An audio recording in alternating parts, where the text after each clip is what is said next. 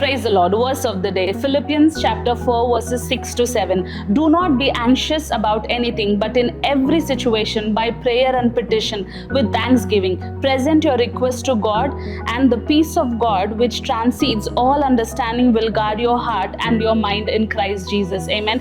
This is one of my favorite scripture. దేవుని యొక్క వాక్యం ఏం సెలవిస్తుంది అంటే, దేని కొరకు కూడా చింతపడకుడి, కానీ ప్రతి ఒక్కటి దేవునికి అంట ప్రార్థన రూపంలో మీరు సమర్పించండి అని దేవుని యొక్క వాక్యం సెలవిస్తుంది. ఆమేన్. అండ్ దాని కంటిన్యూషన్ స్క్రిప్చర్ మీరు చూసుకున్నట్లయితే ఏమని సెలవిస్తుంది అంటే, సమస్త జ్ఞానమును మించిన దేవుని యొక్క సమాధానం వస్తుంది అంట. హల్లెలూయా. చాలాసార్లు మనం ఏమనుకుంటామంటే, మనకు జ్ఞానము కావాలి అని అనుకుంటాం, కానీ దేవుని యొక్క వాక్యం ఏం సెలవిస్తుంది అంటే, ఈ సమస్త జ్ఞానము కంటే మించినది ఏంటి అంటే ఆయన ఒక సమాధానము అంట. ఆమేన్. ఎప్పుడైతే మన జీవితంలో దేవుని యొక్క సమాధానం ఉంటుందో, అది ప్రతి ఒక్క సిచ్యువేషన్స్కి మనకు అండర్స్టాండింగ్ని దయచేస్తుంది అంట.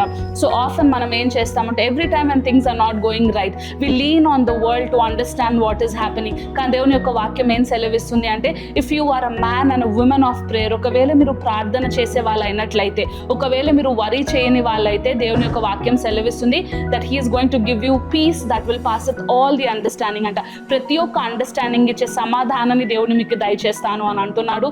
So I encourage you, be a man and a woman of prayer. Even as you are praying, may you experience the peace of God. God bless you.